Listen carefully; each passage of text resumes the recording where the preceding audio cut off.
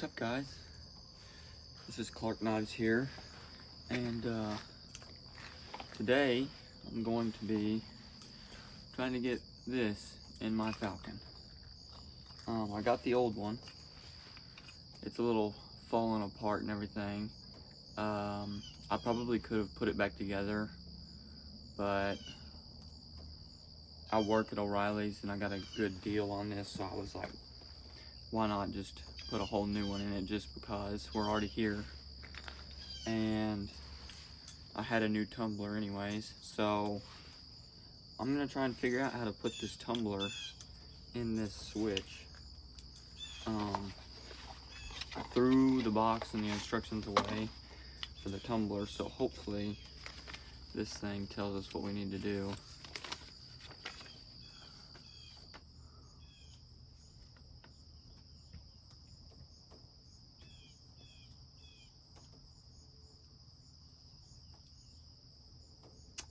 Huh.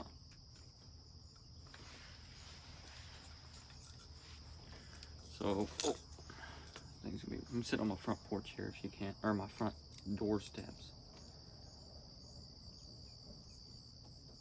There it is. I gotta find the brass pin. So I guess I'm gonna go get a pick. I'll be right back.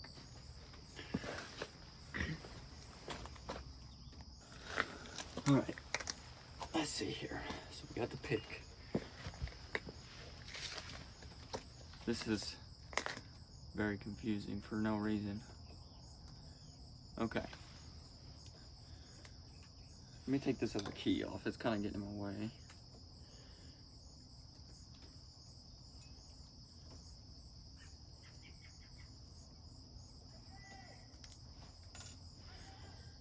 Okay. Before installing lock cylinder, depress brass pin with a wire and rotate key counterclockwise until pin drops into. Okay, press this in and then rotate key counterclockwise. I might not have this thing pressed in enough. Are you kidding me? I don't think I've got a paper clip neither. Let me see if I've got something here. Will this poker down enough?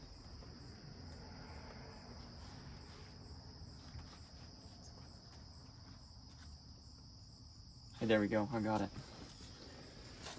Okay. Rotate key counterclockwise. Depress brass pin, rotate key counterclockwise until pin drops into conical depression.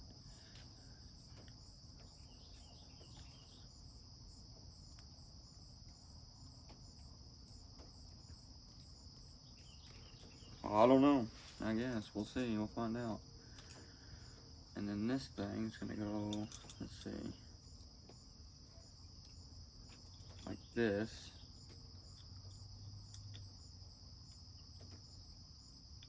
But this thing needs to be like this.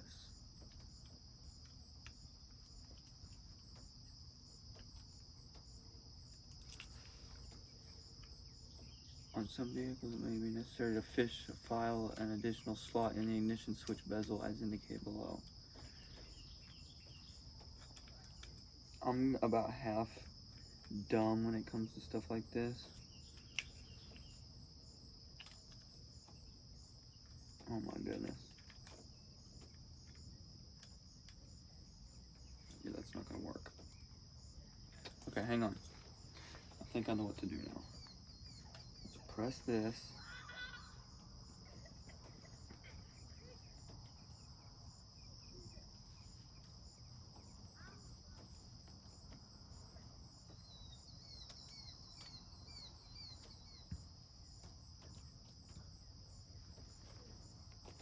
At least I thought I had it. I don't guess I did.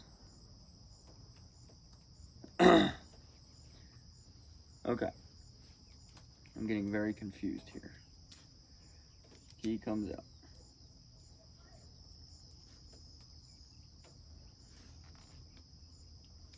I'm gonna have to go, hang on.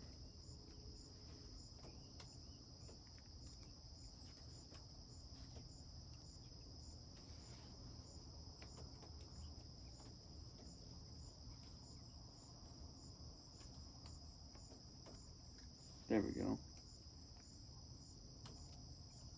Maybe.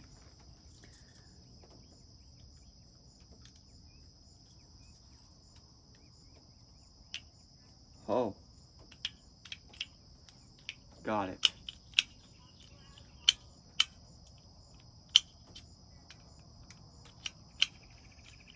Good deal.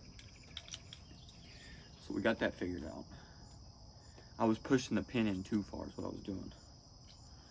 So I'll show you what I just did. Because you do the same thing to get it out. Okay.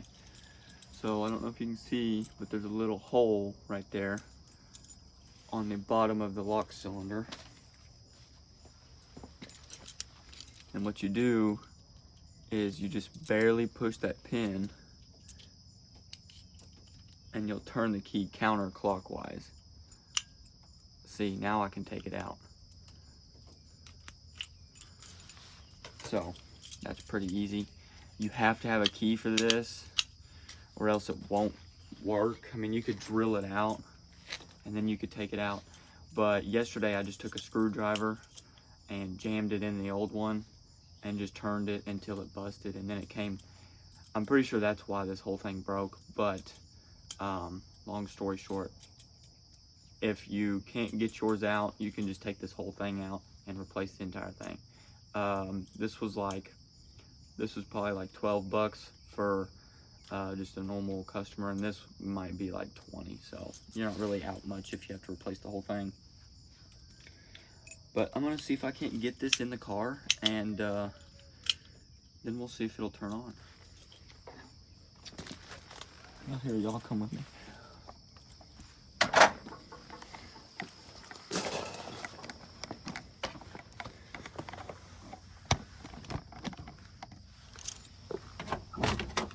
The interior is rough.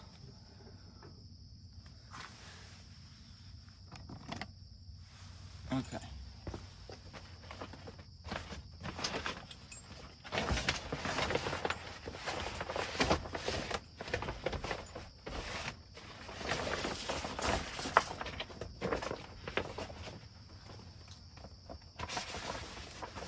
That's my redneck seat cover, pretty much.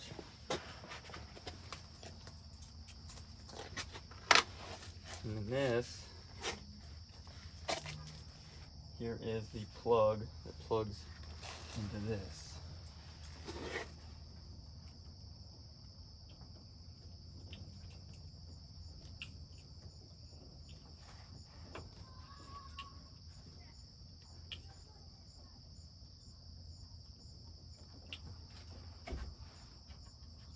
It would probably be smart to put this inside here first, but I'm gonna try not to do that. Put your little nut on the back, maybe. Oh, before I forget, there's a wire that goes on this stud. Make sure you put that on. And I hope this nut is the same thread.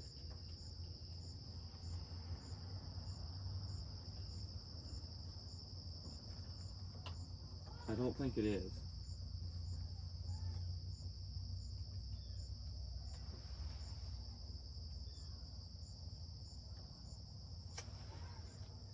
We'll find out.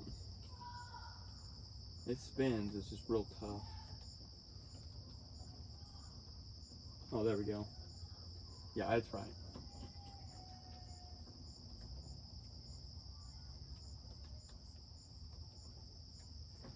And you're only going to get you a set of pliers.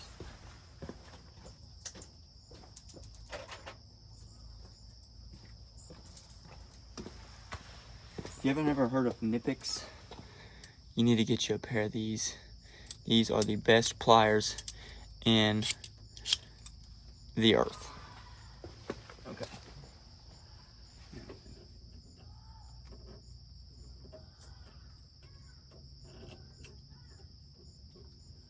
Probably would be better you use a socket, but we're not that fancy.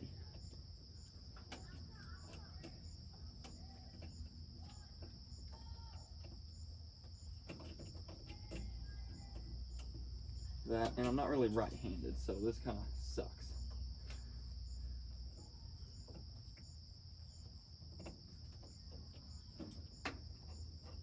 Okay, so that's tight. Now then, you're gonna wanna try and fish this up through here.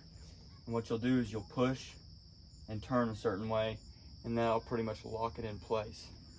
I'm gonna see if I can't do that right now.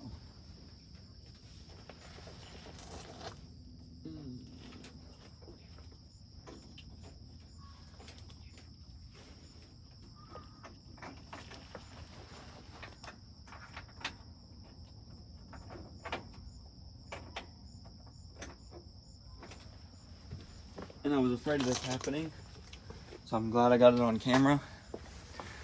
But the little bezel here, right here, for the lock cylinder is too big. So what you'll have to do is you'll have to put your switch in the hole first and then put your lock cylinder in, and that kind of ties it all together.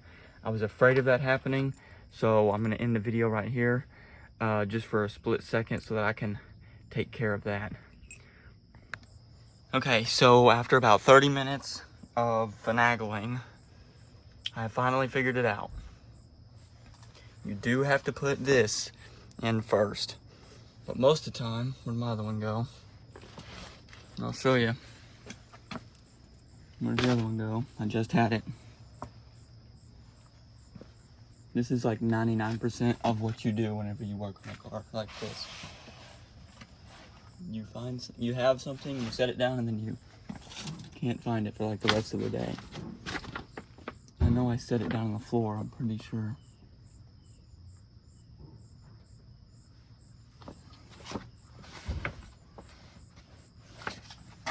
Either way, it don't matter. But on my old one, it has this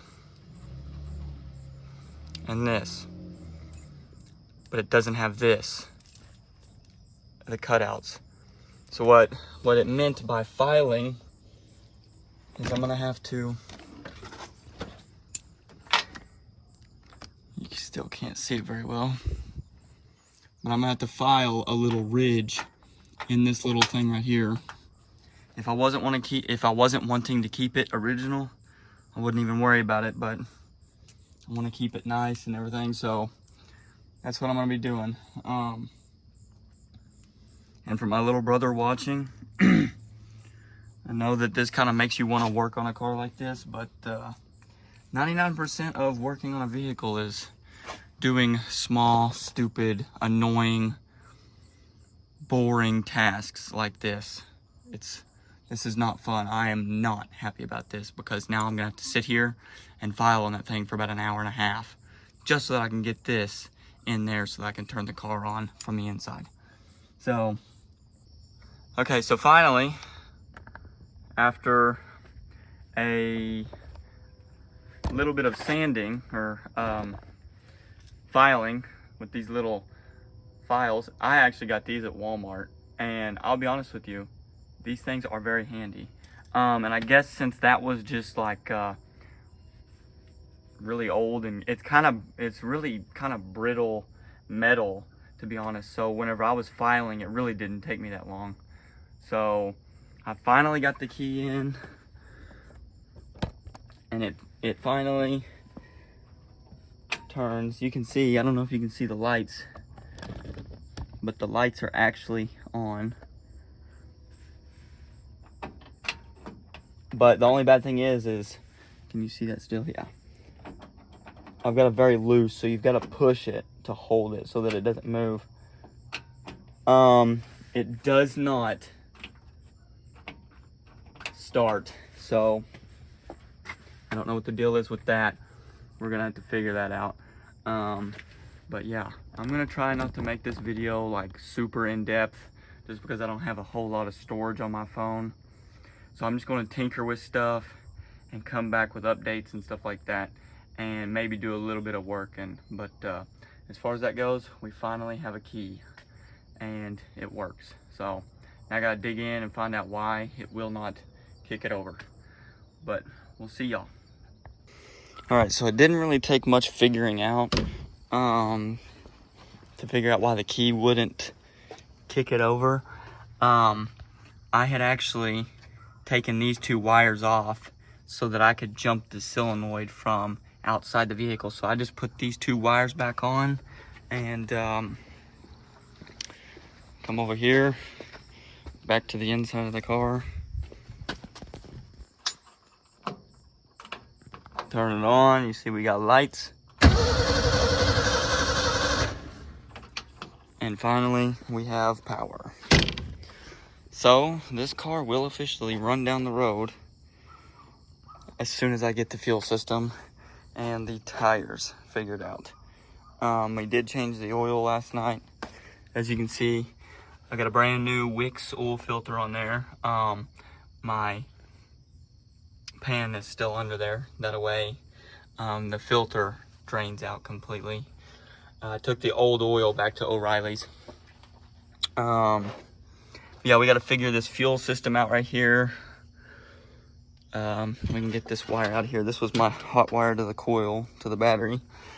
And then this one is still connected. I think this is the main fuel line, which I'm pretty sure that needs to go in here. So I might have to find a fitting that I can get in there. But as far as that goes, I'll probably clean up a bunch of this stuff and get it ready to drive down the road after I get some tires. I gotta take this big old long cord off, and probably take this big old long cord off. The positive wire on the solenoid was just too messed up, and it actually was so messed up that it wouldn't get a good connection and wouldn't start. So after I replaced that, it finally fired the motor over. But as far as everything goes, it's got good antifreeze and all that good jazz. Just to kind of explain what I did yesterday, if you watched my video from yesterday, it didn't show it, but I'm just explaining what I did yesterday. The car would not fire. It would turn, but it wouldn't fire. So what I did is I took each individual plug wire off. I just did one by one. I took this plug wire off, took the plug out, cleaned it, put the wire back on, held it against the block, seeing if it would fire. I did that to every single one of these plugs. So all the plugs are cleaned, all the wires are pretty clean, and it still wouldn't fire. So I tried putting a new coil on it. It didn't work. Once I got my hot wire connected to my battery over there, it worked because I didn't have a key until just now. But the coil wasn't the issue. I went through and I reset the points, and I filed on the rotor bug a little bit. And after I filed on the rotor bug and the points and reset those, we had perfect fire to all the plugs. And as you can tell from yesterday's video, it runs, and it runs pretty good. So we're about ready to get down the road as soon as I get some tires and all that. But yeah, this will probably be the end of today's video unless I get the whole fuel system figured out and get it to where it'll run for a long period of time. But we'll see y'all later.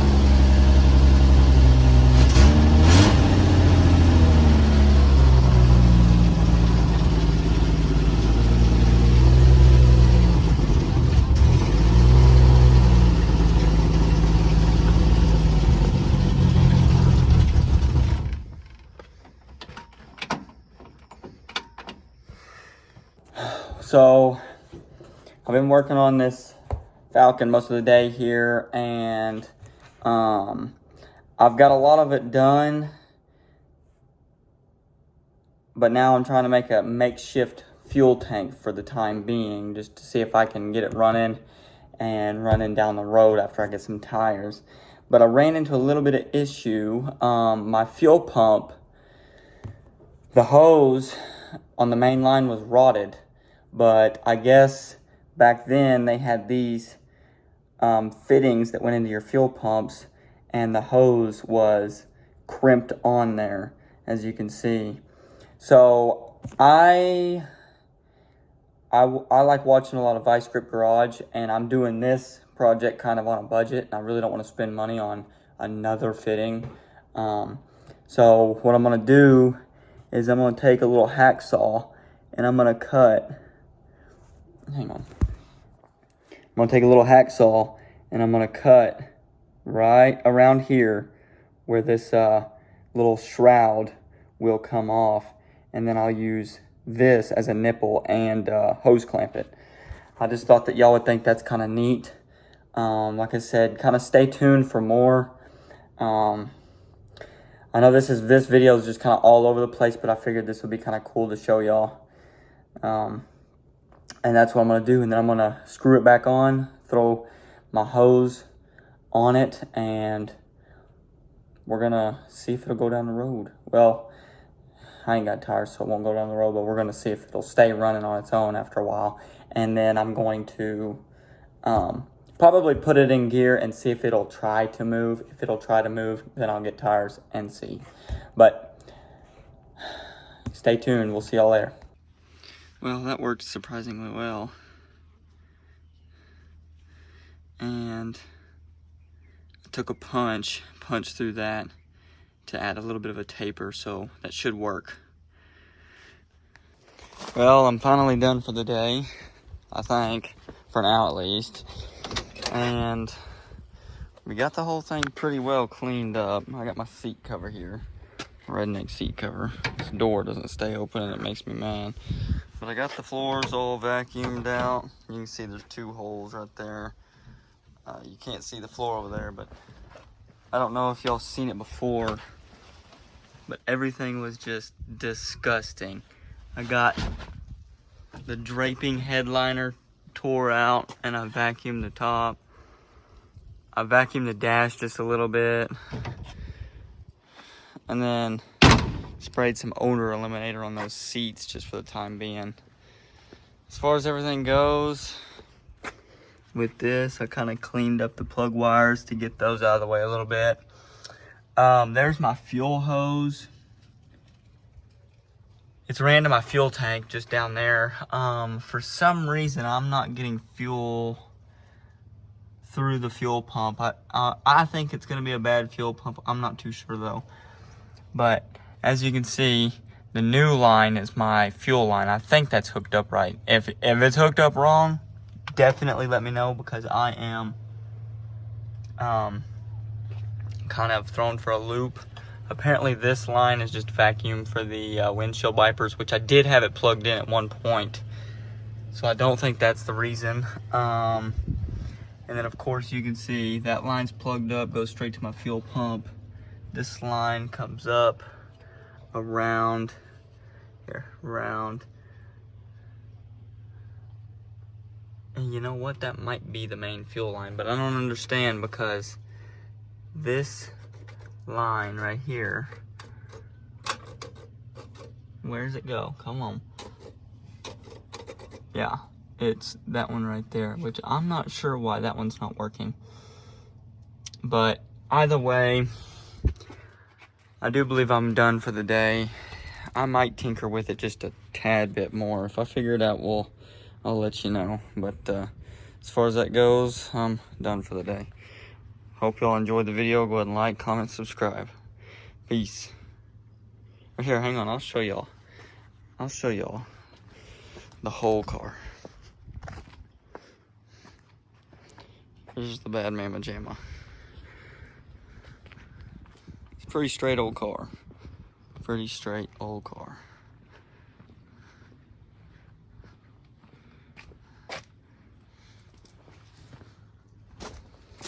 Last time that it was ever licensed was in '91. And I'm really scared to open the trunk. But yeah, that's the car. We'll see y'all.